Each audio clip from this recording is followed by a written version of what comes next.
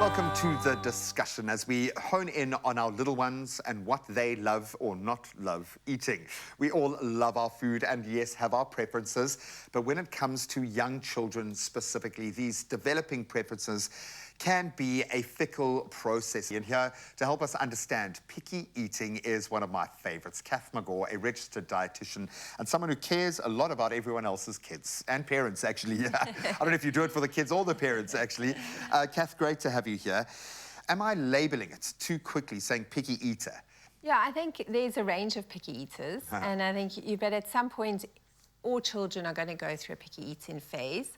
The question is, when do you panic about it, or when do you kind of just let it ride out? Because a lot of the way we handle that initial picky eating moment is going to set the tone for future picky eating incidences. Ah, you see, it's kind of like a food culture that's starting to emerge. Yeah. So when you say there's a natural phase, you know, and you can see your child will flip-flop what their favorite meal was, like, you know, mac and cheese. Easy peasy mac and cheese. We had a song about it. It was like our favorite meal. My son won't even, he gags. So I can see it's not by choice. When does that cycle typically kind of run through? What age? So there's so much development happening around food and taste buds and growing. So you find that they change, like you say, their preferences, their texture awareness changes, and that is common between the age of 18 months up to about 5 years is your typical picky eating phases. It's about 60 to 70% of children will experience picky eating. So your child isn't different from the rest of the kids and being typically difficult because it's not that. So they all go through because they are adjusting, and then they'll go through another phase of figuring it out. And it's interesting because those taste buds that taste and enjoy those more umami flavors really only come into being around the teenage years. So your child, I always say to parents, it's a whole journey of learning to eat. Obviously, if you've got a child that's got a particular condition or concern and deficiency or that, there's big concerns around that.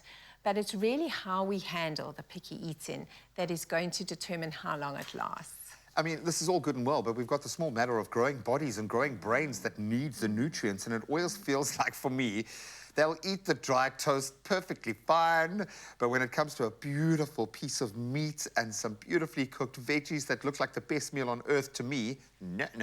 Why is it the protein in the veggies, the healthy stuff, that they have difficulty with? Is it a texture thing? Is it the umami thing, as you've just highlighted? I think it's a combination. I think it's often when we serve these foods, you know, they're often served at the end of the day when children are totally sensory overloaded. They're satiated, They've just had a whole busy day. And now if you think about the foods you've mentioned, they are the most challenging to chew, the protein foods, because chewing a piece of meat takes a lot of energy. And they require a lot of energy. They require a lot of energy. And then the vegetables are beautiful, but they're lots of color and, again, lots of different textures. So, again, it's when we give these foods that are really important and how we give them. There are easier ways to give meats and proteins that are pretty much pre-digested. Yeah, like, a bit more palatable and exactly, a bit more easier to manage, I love that.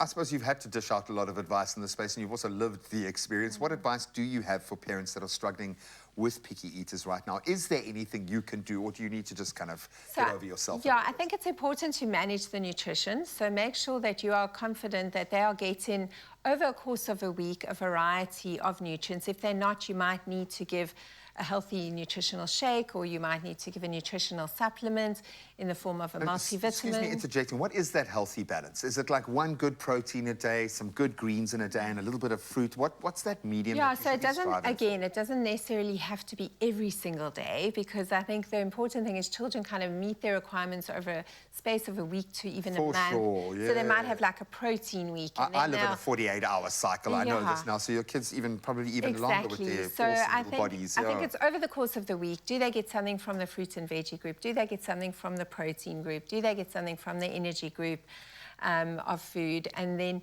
if they are doing that on a regular basis, kind of intermittently, then you probably will find that they will be fine. They're being Yeah. looked after. I love that. Well, I think we need to see this put into practice when it comes to luring our little ones into a healthier snack. I think we have got you covered. Kath is not going anywhere, and I don't think you must either. After the break, she's going to be joining us in the kitchen to share a super yummy, it looks like, Future Life chocolate muffin recipe that I have a feeling the kids and, yes, parents will absolutely love.